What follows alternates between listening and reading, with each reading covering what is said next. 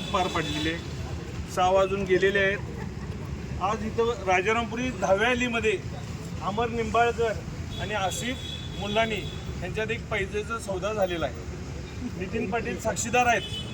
पैज अशी ठरलेली आहे की 50-50 हजार रुपये आज नितीन पाटलांकडे जमा झालेले आहेत। रोखीनं अमर निंबाळकरनी 50,000 दिलेले आहेत आणि ऑनलाईन ट्रान्झॅक्शननं 50,000 नितीनरावला पोस्ट झालेले आहेत, बरोबर।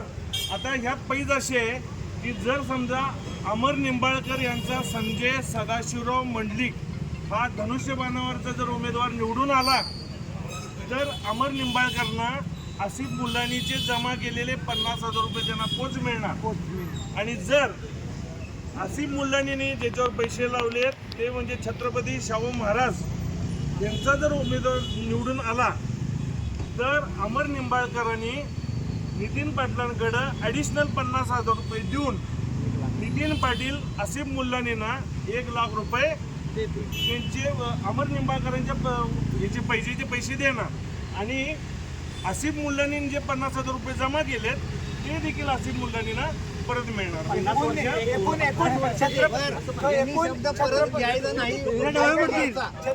शाहू महाराज निवडून आले आसिफ मुलांना टोटल 1.5 लाख रुपये मिळणार। 1 लाख रुपये